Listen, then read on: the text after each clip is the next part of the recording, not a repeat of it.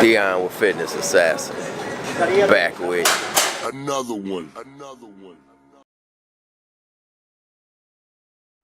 Today, a little bit of a different video.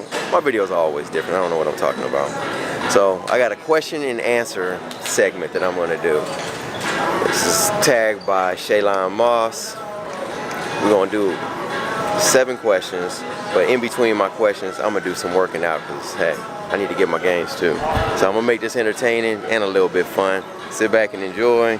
Hit the like button, subscribe. My cousin Al's gonna be working out with me today. He's gonna be all doing some heavy lifting too. So y'all sit back and enjoy, man. All right. So I'm gonna film this in a different light, in a different way. The gym setting didn't work out properly because of the noise and the distraction. So what you're gonna see is clips of me working out and clips of me answering these questions here. So shout out to Shaylon for making me do this. Let's get into question number 1. How do I stay positive during tough times? It's a very, very easy question to answer. That's my upbringing. You'll find out that almost all of these questions that I'm going to answer today are family based. Very, very much so family based. Strong father from the beginning always taught me and instilled in me and my other brothers what it takes to be a man. I'd say once I went into the military, that reinforced it even more. Just knowing that at age 19 that you're responsible for million and billion dollar equipment, it's not the same as just paying back then it was like a $25, $35 beeper bill. It wasn't even a cell phone. I think we had beepers back then.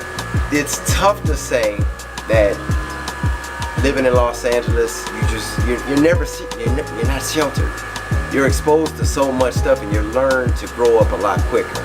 I remember walking home in the 1st grade from school. Like my kids can't do this to this day. I don't understand what the difference between now and then was, but it's a big difference. I don't know if you can hear the sirens in the background, but it's a way of life around here. It gives you a tough shell to grow up with. You can't be a punk living in Los Angeles, just bottom line. You have no choice but to stay positive. You have to look at certain outcomes as what's going to be the solution if I do this or if I do that. I'm a very rational thinker. I don't just spontaneously react to any situation. I'm always thinking of what will be the outcome if I make this choice right now. As a grown man, or just as a man, period, with a family, you have to look at those things. I can't just cuss anybody out because I could potentially lose my life or I can potentially go to jail. 2 things that I don't want to do at the will of somebody else's hands. So at times, yes, I will back out of a situation even though a single me would say, no, don't do that. You need to handle the situation properly. That's wisdom and growth. Question number 2. At this point, what makes me happy? Family. Family's always going to make me happy. I think if you put me in a situation where I'm isolated from all friends and family, I'd go insane.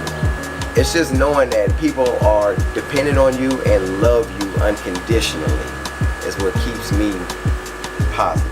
What keeps me happy. Those are the things that really keep me happy. Knowing that I can take a 4-hour drive just to go to a birthday for a kid that probably won't even remember my name.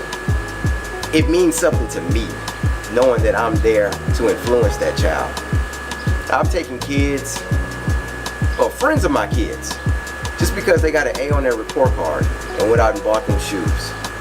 Because I remember walking home from school one day, 2nd grade, again, walking home by myself. 2nd grade, I walked home from school. There was a guy playing golf at this golf course. The ball went over the fence. I gave the ball to the guy and I told him I had just got my report card. He said, let me see it. I had 1 A, he gave me $20. I always remembered that and I said, you know what? I will always pay it forward.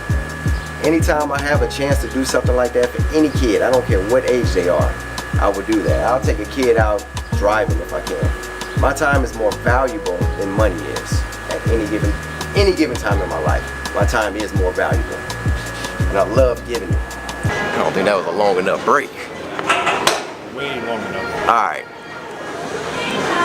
This exercise was just introduced to me by my cousin, so what I'm gonna do, just pinched my finger with this weight, man. It slammed my finger. Anyway, I'm just gonna shut up and let y'all watch. It's gonna be 5, 5, 5, 5. It's all the way up to 20. Pay attention. When do I feel the most out of place? I'd say the only time I feel out of place is if I'm in an environment where they're speaking a completely different language and I cannot communicate. It burns me up inside to where I cannot express myself through my words. I mean, at that point, the only thing I can do is gestures. You know, I can open up doors for people. I can hand them things. If they drop something, I'll pick it up for them. You know, a smile is always universal. So whether I'm speaking to them or whether I'm not, I've been in other countries where I didn't speak the language whatsoever. But I can tell you what, if you can point, if you can say what time, you know, what time is it, or what time is it, or something like that, you can communicate. But those are about the only times that I really ever feel out of place. I can fit in almost anywhere. I'm adaptive. It burns, man. That burns. When you hit that twist, you get that contraction in your chest. Do it with lightweight. See how it works out first. That was only 30 pounds. The first 3, no problem. Once I got to the 4th one, that's when you really start to feel it. You dread having one more to do. Give it a try. Question number 4. What is my most inner voice like?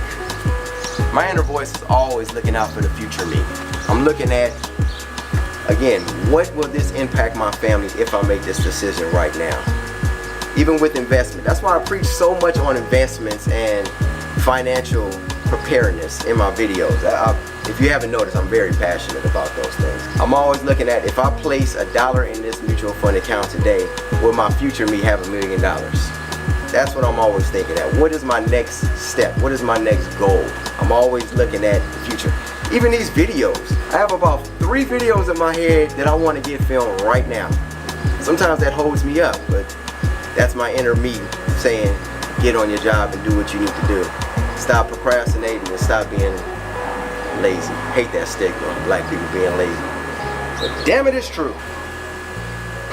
So words have power. What words do I use to keep myself grounded? Family. Family's always going to keep me grounded. Even friends. I'm looking at what legacy am I leaving for them? How am I going to change my family tree by the things that are my actions that I do right now? I sacrifice time, which is very selfish, to go to the gym for my family. I sacrifice time away from my family to make these videos just like this. So knowing that I'm doing this so that they can look back at these videos and say, that was my dad that was performing those stunts, doing that workout, or even giving lessons, preaching, teaching, any of those things. Family's always going to keep me the most grounded. Without family, I'm pretty much nothing. I'm just sitting here talking in the wind, watching time go by. What have I changed about my attitude that I most admire? That's very hard to say. I don't think I've changed much of my attitude that I've admired least. I've always enjoyed my positive attitude. You know, I keep a smile on my face even through adversity, even through the times where I don't feel like smiling. Like yesterday, even though yesterday was Father's Day, I was so exhausted. I didn't even want to be bothered with my kids. I just wanted to be chilling and relaxed. Sometimes it's like that.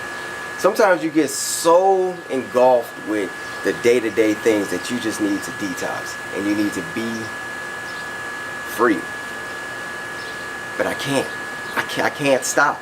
That's what persistence does. That's what being responsible does. As a father, raising 2 girls that are 7 and 2, I'm raising women here. I can't be lazy. I can't stop. So I don't know. That's the word that I would use to describe that with my attitude that I most admire. Is unconditional love. Last question, number 7. How do I work my inner voice? Your inner voice is strange. The body that we see, the physical body that we see, that you're looking at right now talking to you, is just a shell. My being, my personal being, is me. whether it's in this body or whether it goes into another body when I die. I think that spirit is everlasting and it burns. So whether, I don't know, it's the driving force that's within me. I don't control my inner voice, it controls me. The words that I'm speaking are coming from my soul, not just from my mind. It's kind of interesting what it allows me to do, you know. I was very shocked at, you'd be very surprised what your body will allow you to do once your mind puts yourself to it. I'll take the gym for example. Deadlifting 315 pounds is not easy. Your physical body says sometimes, hey, you can't do this, but your mind and your soul says, lift that shit up off the ground and growl and grunt and let it all out. That is your inner spirit coming out of you when you're lifting something heavy like that. That's just how it works, man. So that is the end of this video. I hope you enjoyed it. I hope it wasn't too long. I'm sorry for the wait, but hey, these questions are very deep. They weren't that easy to answer, bottom line. If you looked at the video that I tried to shoot in the gym, it wasn't coming out properly. So I hope you enjoyed it.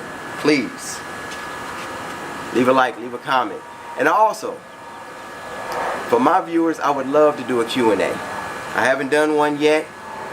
Feel free to ask me any question you want and I will answer it. I will shout you out also. So, hope you enjoyed the video. Please hit the like button. I'm going to try to get this posted as soon as possible. Today is Monday, June the 19th. You guys have a good day. Like, comment, and subscribe.